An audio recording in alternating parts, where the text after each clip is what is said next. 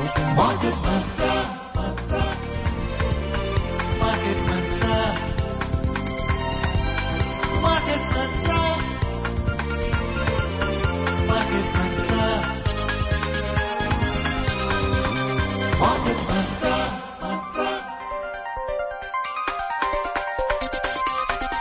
Market Mantra. Welcome to this edition of Market Mantra, in which we give you a complete update on the economic, business and stock market news of the day. I'm Arjun Chaudhary and with me is my co-anchor in Hindi, Sonu Sood. धन्यवाद अर्जुन। नमस्कार श्रोताओं, market मंत्र में आपका स्वागत है। रोज की तरह आज भी हम देश और दुनिया से आर्थिक, व्यापारिक और शेयर बाजार के ताजा समाचार आप तक लाएंगे और उन पर चर्चा करेंगे। चर्चा के लिए हमारे साथ ऑनलाइन आमंत्रित हैं वरिष्ठ आर्थिक विशेषज्ञ शरद कोहली। शरद जी नमस्कार, मार्केट मंत्र में आपका स्वागत है। नमस्कार सोनू, नमस्कार अर्जुन और सभी श्रोताओं को, मार्केट मंत्रा के डेडिकेटेड श्रोताओं को मेरा अभिनंदन। और अब सबसे पहले हेडलाइंस जिन्हें आप तक ला रहे हैं Arjun Chaudhary. Domestic stock benchmarks gain marginally. Sensex closes at 55,550. Nifty settles at 16,630. Rupee weakens by 29 paise against the US dollar. And Brent crude oil prices hover around $110 per barrel. घरेलू शेयर बाजार मामूली बढ़त में रहे। सेंसेक्स 55,550 पर और निफ्टी 16,630 पर बंद हुए। रुपया डॉलर के मुकाबले 29 पैसे की गिरावट में रहा और ब्रेंट कच्चे तेल का मूल्य $110 प्रति बैरल के करीब था।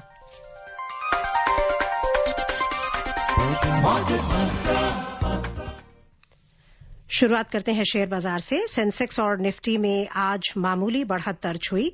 वैश्विक शेयर बाजारों से मिले जुले संकेतों के बीच दोनों सूचकांक हल्की तेजी पर बंद हुए।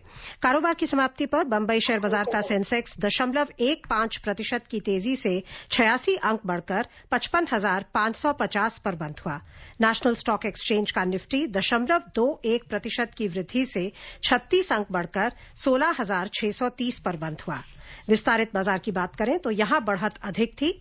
बीएसई मिड कैप सूचकांक 0.45% की तेजी में रहा और स्मॉल कैप सूचकांक में 0.9% का उछाल दर्ज हुआ। Sensex and Nifty today gained marginally. Both domestic stock benchmarks added amid mixed cues from the global share markets. The Sensex climbed 86 points, 0.15% to trade at 55,550. Nifty also rose by 36 points, 0.21% to trade at 16,630. In the broader market at the BSE, the mid-cap index climbed 0.45% and the small-cap index surged 0.90%. In the Sensex pack, 15 companies logged gains, while 15 witnessed losses. Sun Pharma was the top gainer as it rose by 3.8%, followed by Dr. Reddy's Laboratories, which added 2.1%. ITC gained 1.8% and Power Grid climbed 1.7%. On the other hand, Nestle India slipped 1.8%, Maruti declined 1.4% and NTPC fell 0.8%. In sectoral indices at the BSE, 15 indices gained while 4 logged losses. Healthcare gained the most as it rose 2.1% and oil and gas gained 1%. Basic materials index appreciated by 0.9%. On the other hand, auto index fell 0.4% while IT, tech and telecom slipped 0.1% each. The overall breadth of the BSE trade was positive as shares of 2,029 companies gained while 1,315 companies fell. Shares of 114 companies remained unchanged. रुपए की बात करें तो अंतर banking विदेशी मुद्रा बाजार में रुपया डॉलर के मुकाबले 29 पैसे कमजोर होकर 76.59 प्रति डॉलर के स्तर पर बंद हुआ। 6 अन्य प्रमुख मुद्राओं की तुलना में डॉलर की मजबूती मापने वाला डॉलर सूचकांक दिन के कारोबार में 0.15% की गिरावट से 98.36 पर था। शरद जी, पिछले 3 दिनों से हम तेजी देख रहे थे, बाजार में 4.6% बढ़ गया था। आज भी हल्की तेजी है, ब्रॉडर मार्केट में भी परफॉर्मेंस बेटर है। कैसे देखते हैं आप बाजार की अभी की स्थिति को? क्या क्या अनसर्टेनिटीज अभी भी बाजार के सामने बनी हुई हैं? सुनो, आज का बाजार को हम आप जो पिछले 3 दिन की तेजी थी उसको इस तेजी कैटेगरी में हम अगर टेक्निकली देखें तो नहीं लेंगे, क्योंकि ये कंसोलिडेशन था। निफ्टी 25 पॉइंट चढ़ के बंद हुआ, बहुत मामूली। इसको फ्लैट बंद होना हम कहते हैं कि 3 दिन की तेजी के बाद थोड़ी सी जैसे थकावट आ जाती है या रुक के सुस्ताते हैं, और वो सुस्ताना नॉर्मली ज्यादा दिन बाद होता है। पर क्योंकि आपने जिन अनिश्चितताओं की बात करी, अनसर्टेनिटीज की बात करी, वो बिल्कुल बनी हुई है। बहुत एक नहीं है, कई सारी हैं।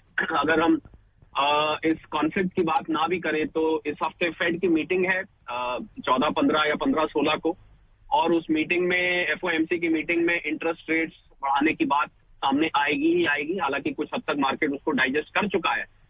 और अगर आप इन्फ्लेशन के आंकड़े यूएस के देखें तो 7.9%, जो कि 40 साल से भी ज्यादा के रिकॉर्ड को बीट कर रहा है। तो एक विकसित देश के लिए सोनू, एक डेवलप्ड कंट्री के लिए इतना बड़ा इन्फ्लेशन मैं समझता हूँ बहुत बड़ा इन्फ्लेशन हमारे देश के लिए, जबकि हम एक डेवलपिंग कंट्री है, विकासशील देश है, हमारे लिए बहुत बड़ा है। और डेवलप्ड कंट्री के लिए मैं समझता हूँ कि नींद उड़ाने वाला है अमेरिकन की, क्योंकि वहां पर बहुत सिस्टम से बहुत फिक्स इनकम्स होती हैं, फिक्स इंक्रीमेंट्स होते हैं, बहुत कैलकुलेटेड वे में, खासकर वहां की जो वर्किंग क्लास है चलती है, तो उसको लेके बहुत चिंता है। और फेड को ये जो डविश स्टैंस है ये बहुत दिन तक अब नहीं रख पाएंगे। हालांकि दो कॉन्ट्राडिक्टिंग फैक्टर्स हैं सोनू, अगर हम बात करें तो एक तरफ इन्फ्लेशन इतना बढ़ गया है और वो डविश स्टैंड से हॉकिश स्टैंड की तरफ मूव करने का संकेत देता है। दूसरी तरफ जो जियोपॉलिटिकल सिचुएशन है वो अभी कुछ दिन और डविश रहने का संकेत देता है, क्योंकि अमेरिकन इकोनॉमी हिल सकती है। तो कुल मिला के देखें, और कॉन्फ्लिक्ट अपने आप में बहुत बड़ी अनिश्चयता है। हालांकि रशिया का बयान आया है कि कुछ हम बातचीत की तरफ चल रहे हैं, पर अभी मुझे बहुत प्रीमेच्योर होगा कहना कि ये कॉन्फ्लिक्ट जाके सेटल हो जाएगा, ये कॉन्फ्लिक्ट जाके रुक जाएगा अभी, या यही जहां बात, क्योंकि बात इतनी बिगड़ चुकी है कि इसको तो ठीक करते करते भी काफी वक्त लग जाएगा। तो मुझे अभी अनिश्चितता है। बॉन्ड यील्ड आप देखिए, मैं कल रात की बॉन्ड यील्ड देख रहा था सोनू, 2% के आसपास 1.97 थी, 2% के आसपास चल रही थी। 5,000 से ज्यादा सोनू, आप क्योंकि आपने अनिश्चितताओं का जिक्र छेड़ दिया है तो मैं भी अपने आप को रोक नहीं पा रहा। 5,000 से ज्यादा रशिया के ऊपर सैंक्शंस लग चुकी हैं। मैंने कुल गिनती करी थी, आप मानेंगे मैंने लिटरली गिनी थी, और उसमें छोटी छोटी कंपनियां जो वहां से छोड़ के गई हैं, बड़ी कंपनियां छोड़ के गई हैं, कंसल्टिंग फर्म छोड़ के गई हैं, बैंकों पर, ओलिगार्क्स पर, जितनी हम जोड़ लें तो 5,000 दुनिया की सबसे ज्यादा सैंक्शन लगने वाली कंट्री बन गई है, ईरान और सीरिया को पीछे छोड़ के। तो ऐसे माहौल में मुझे लगता है कि आप जब भी ग्लोबल व्यू लेते हैं तो ग्लोबल व्यू बहुत अच्छा, यूरोप बिल्कुल पड़ोस में है, वहां के यूरोप की बिल्कुल बाउंड्री है। तो मुझे लगता है अनिश्चितताओं से भरा हुआ ये पूरा का पूरा पीरियड है। जब तक इस पे क्लैरिटी नहीं आएगी, निवेशकों को भी, और ट्रेडर्स तो देखिए, ट्रेडर्स तो उतरने पे भी कमाते हैं और चढ़ने पे भी कमाते हैं, खासकर जो डे ट्रेडर्स होते हैं या जो एक्सपायरी पर F&O में जो काम करते हैं, उनको तो शॉर्ट सेलिंग करके, गिर के और उठ के दोनों में कमाते हैं। पर जो निवेशक है, मैं समझता हूँ निवेशकों को मैंने शुरू से राय दे रहा हूँ, जब से संकट शुरू हुआ था सोनू, आपको याद होगा, मैंने SIP शेयर्स में राय दी थी। SIP एक तो म्यूचुअल फंड का होता है जिसका हम अक्सर जिक्र करते हैं, पर SIP शेयर्स में जब किसी ने 100 शेयर लेने हैं तो वो रोज 5-5 शेयर करके लेता रहे, तो बहुत अच्छी कीमत है। आपको देखेंगे आप 1-1.5 महीने में आपके पास बहुत एक एवरेज आउट, अगर नीचे भी जाता है तो आपको कुछ शेयर बहुत सस्ते भी मिल जाएंगे, तो आपकी एवरेज बहुत अच्छी एक प्राइस बन जाएगी। और मैं समझता हूँ यहाँ से फिर कहीं भी मार्केट उठेगी तो ऐसा निवेशक बहुत फायदे में रहेगा, क्योंकि लोग बार बार यही पूछते हैं सोनू कि इसकी बॉटम कहाँ है। तो बॉटम तो हम नहीं बताते हैं, बेस का जिक्र हम कर सकते हैं कि बेस जो है कहीं लग रहा है निफ्टी का 16,000 के आसपास शायद है, पर अगर ये लड़ाई और ये कॉन्फ्लिक्ट और आगे नहीं बढ़ता है, तब है, अगर बढ़ता है तो और इससे नीचे भी। मुझे कुल मिला के आप देखें तो मार्च, अप्रैल, मई मुझे थोड़ा सा मामला जो है वो बहुत वॉलेटाइल नजर आ रहा है, कुछ भी हो सकता है। तो इसलिए बहुत ही सतर्क रहने की अभी जरूरत है सोनू। अगर मैं ये भी नहीं कह सकता, मैंने आपकी बात का संक्षेप में जवाब दिया जी। Sharad, apart from the cost of oil that is being imported into this country and how we have been hit by sanctions, we have some data regarding the auto sector, and which is why the auto index has seen a minor correction of 0.4%. Apart from the semiconductor shortage that you have spoken about earlier, auto deliveries from factories to dealerships have fallen by 23% for the month of February.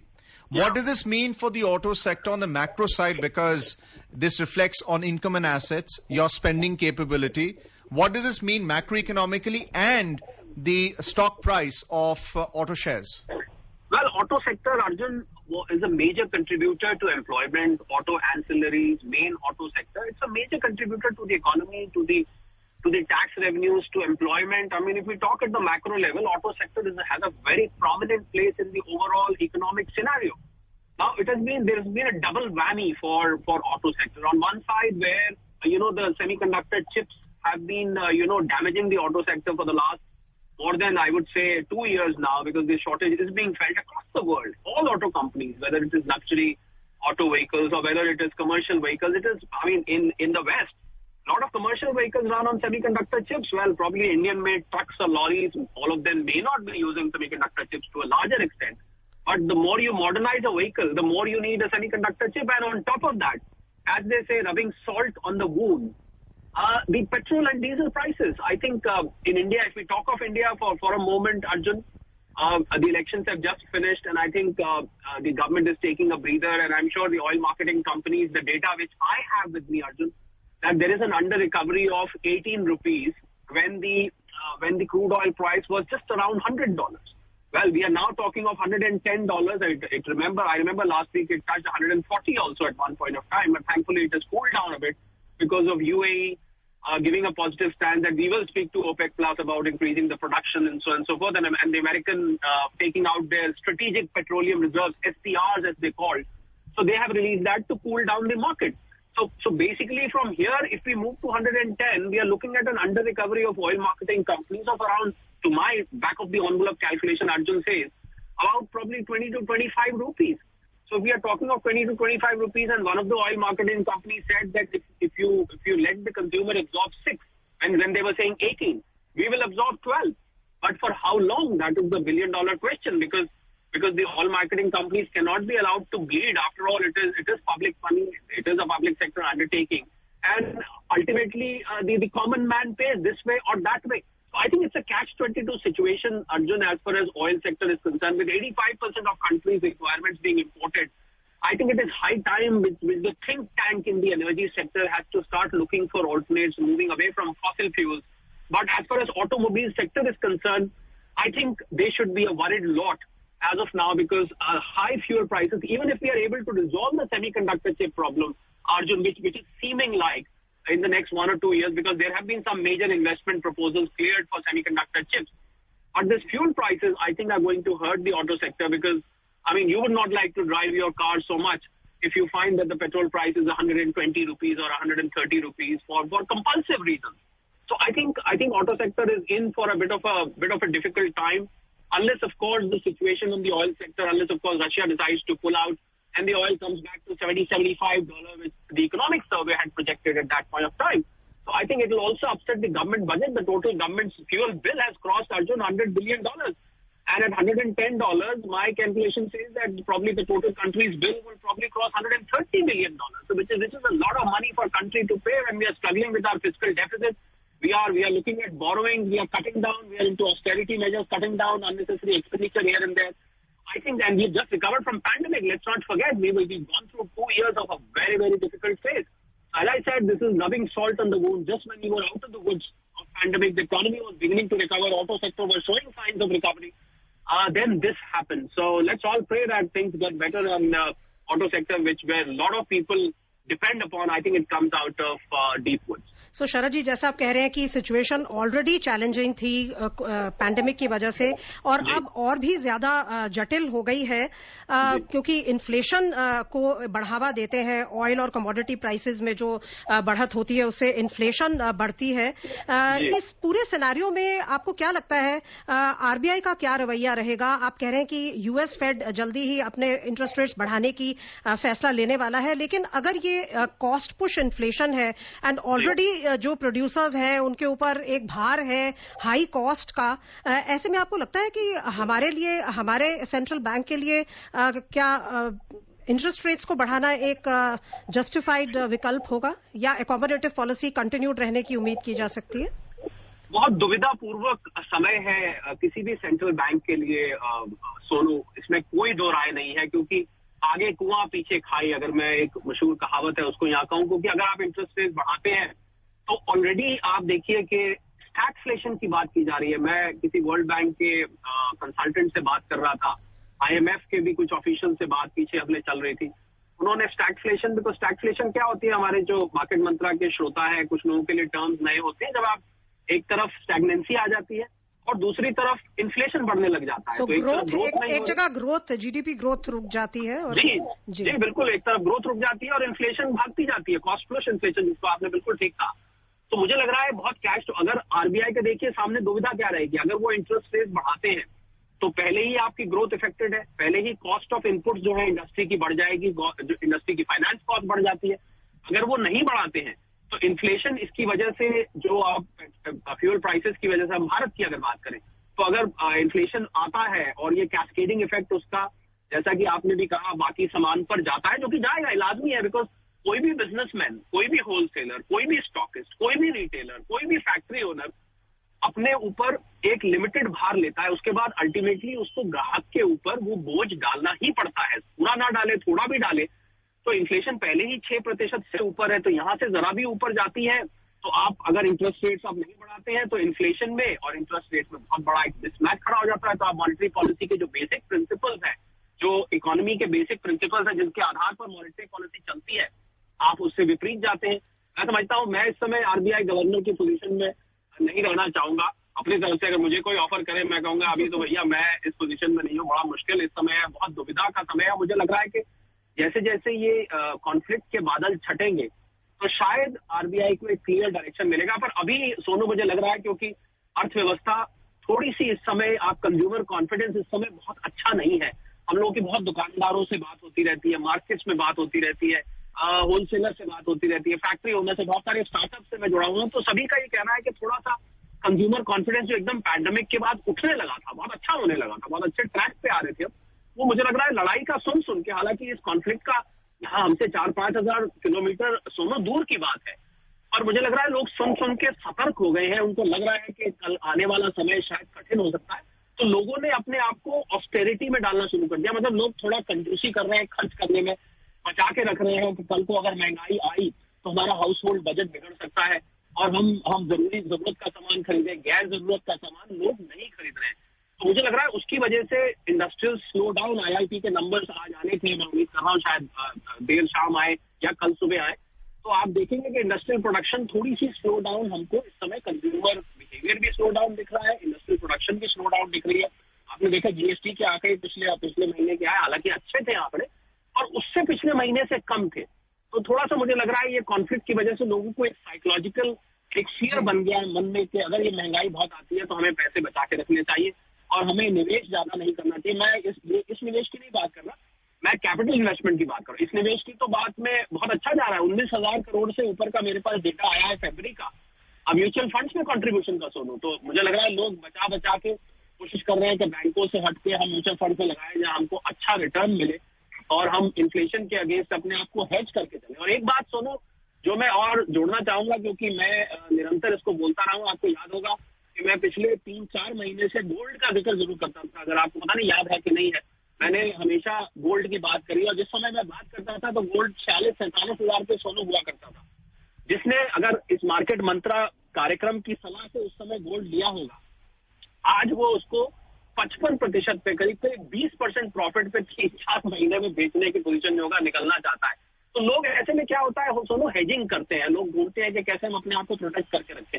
जी हाँ, बिल्कुल, reserve bank की अगर मैं वापस आपकी बात पे आऊँ, रिजर्व बैंक के सामने बहुत ही कठिन टाइट रोप वॉक जिसको कहते हैं कि डंडा लेके जब आप चलते हैं टाइट रोप पे, बैलेंस करके, थोड़ा सा इधर हुए तो गिरे, थोड़ा सा उधर हुए तो गिरे, तो मुझे लग रहा है वो सिचुएशन है। और देखते हैं और उसके ऊपर भी सबसे बड़ा फैक्टर ये है कि अभी भी आगे कुछ क्लैरिटी नहीं दिख रही है। या तो ये हो ना, जैसे एक फेज जा चुका है, चलिए हमें पता है इससे आगे, जैसे पैंडेमिक चला गया था तो हमें लगा कि हम आगे, अब ठीक है पैंडेमिक जा चुका है तो आगे अब रिकवरी है भाई, इससे जब धीरे धीरे लॉकडाउन खुल रहा है, वापस आ रही है। पर ये एक ऐसी परिस्थिति खड़ी हो गई है जहां पर मुझे लग रहा है ज्योतिषी भी प्रेडिक्ट नहीं कर सकता कि क्या होने वाला है। आप कैसे इसको डिसाइड करेंगे, क्योंकि दो देशों के बीच की बात है, उसके बढ़ने की बात है, घटने की बात है, आगे क्या होगा। तो मुझे लग रहा है कि रिजर्व बैंक की अभी कुल मिला के पॉलिसी मुझे लग रहा है बहुत ज्यादा हॉकिश तो नहीं हो पाएंगे Sonu. We are heading for a short commercial break. Please stay tuned on Market Mantra. उपभोक्ताओं तक पहुंचने का सुलभ और सस्ता माध्यम है आकाशवाणी। आकाशवाणी के विभिन्न केंद्रों से कीजिए अपने उत्पादों और सेवाओं का प्रचार विज्ञापनों के माध्यम से। लोकल और राष्ट्रीय स्तर पर कीजिए अपने बिजनेस का विस्तार, क्योंकि आकाशवाणी में विज्ञापन बुकिंग हुई बहुत ही आसान। अब घर, दफ्तर या दुकान पर बैठे बैठे आप कर सकते हैं विज्ञापनों की बुकिंग। डायल कीजिए 870-001-4242। नंबर एक बार फिर नोट करें, 870-001-4242।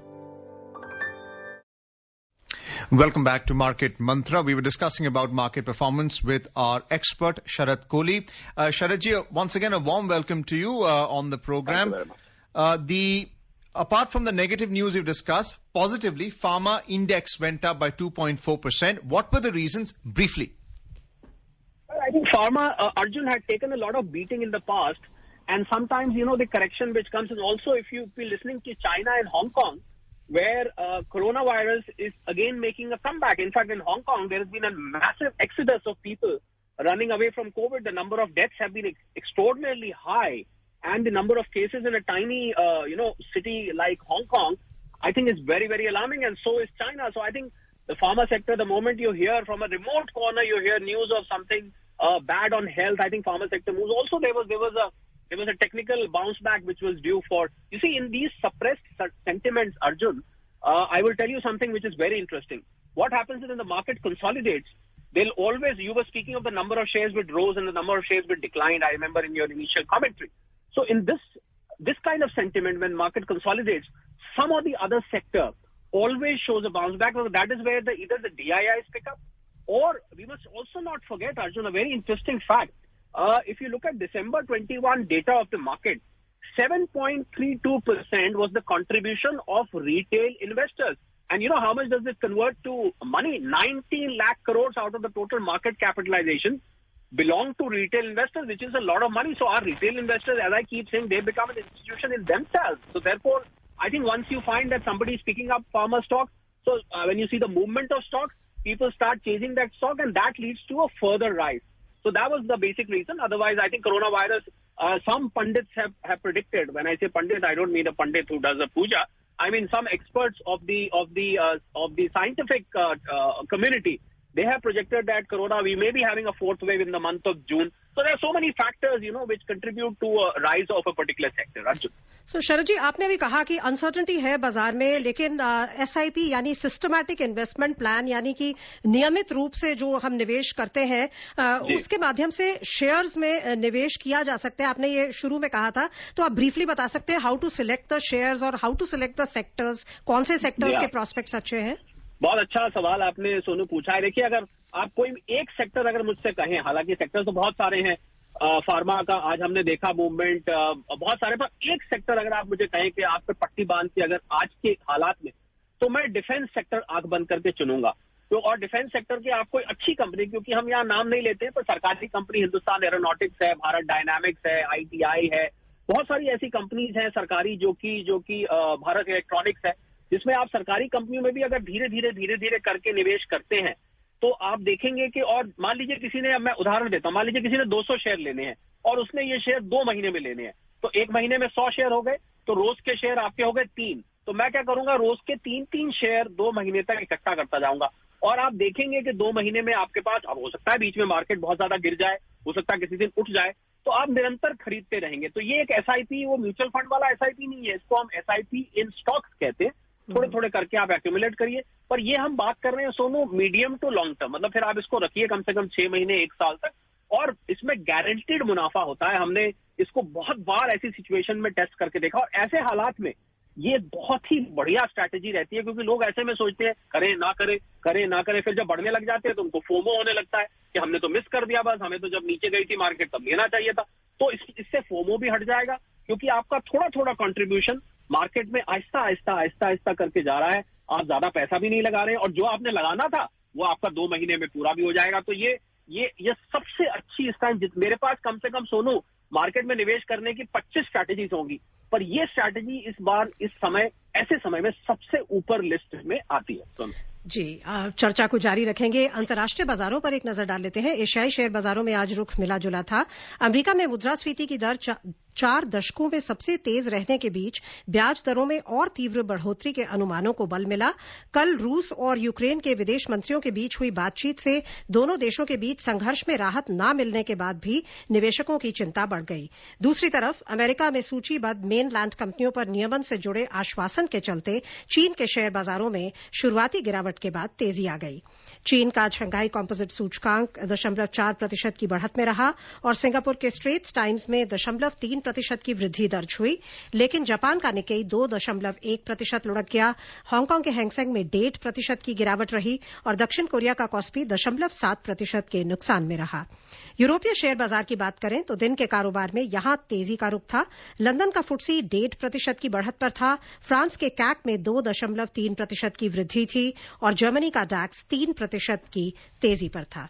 Moving on to the U.S. stock market. U.S. stocks ended lower yesterday, led by a drop in technology shares as data showing a jump in U.S. consumer prices in February added to investors' inflation worries. Developments in Russia's military operation in Ukraine also kept investors on the edge, with talks about Ukraine and Russia foreign ministers yesterday failing to bring any respite in the conflict. The Dow Jones Industrial Average fell by 0.3%, the S&P 500 declined 0.4%, and the Nasdaq Composite Index slipped 1%. Very briefly, looking at the fall in the U.S. stock market marginally, looking at the VIX, the volatility index, it's also fairly high, 29.48. What is it saying about the market briefly? Well, I think the American markets are pretty much, I think I would say all markets around the world, Arjun, are riding the same boat at this point of time. And I think, but there are more factors in America, as I said, inflation, the FOMC meeting. So I think the market would remain a bit indecisive till the FOMC meeting concludes in the coming week. And of course, the developments in Russia, Ukraine, the developments on the crude oil would be the overriding factors. I think the rest of the world is going to just wait and watch, see what happens in America before reacting to them. Arjun. Let's have a look at the oil prices. Oil prices today rose around 0.5% in the previous session. Crude oil prices extended losses after Russia assured to fulfill its supply obligations. In intraday trade, Brent crude was trading around $109.90 per barrel, while WTI crude prices were at $106.50 per barrel. Very briefly, how is India going to tackle a rise in global fuel prices and its relationship with Russia? Briefly. I think it's going to be a balance, Arjun. I think the government of India might decide to absorb some of the price rise while disturbing some of its own fiscal numbers, here and there. Partly it may be absorbed by the oil marketing companies, and some part of the rise will have to be absorbed by the consumers as well. I mean, we cannot remain immune to such a massive rise in the oil prices. As for the world market, I think OPEC is trying its best. UAE has made a promise that it will probably talk to OPEC. Saudi Arabia is the biggest supplier. They'll probably have a word to see if they can increase the production, while Americans are, as I said, taking out their SPRs, the Strategic Petroleum Reserve. And I hope all this combined, let's keep our fingers crossed that everything is going to be okay and the prices start cooling down sooner than we imagine, Arjun. चलते हैं precious metals की ओर। Multi commodity exchange में अप्रैल अनुबंध वाला सोना 765 रुपए कम होकर 52,475 रुपए प्रति 10 ग्राम पर था।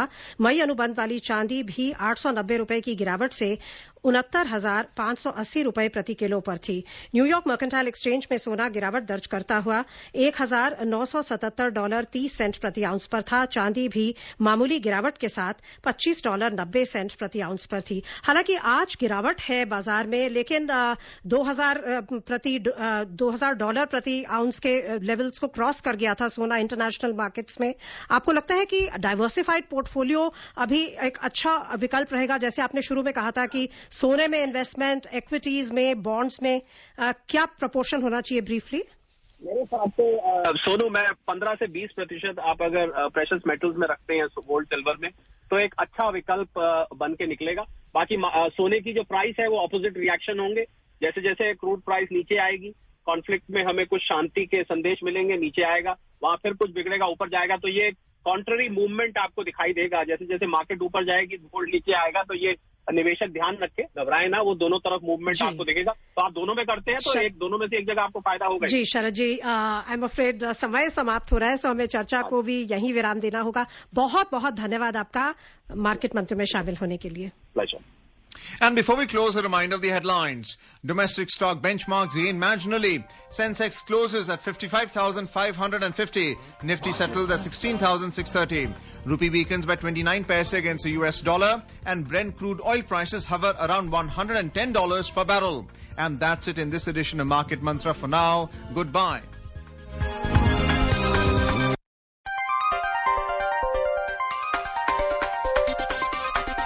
Market Mantra.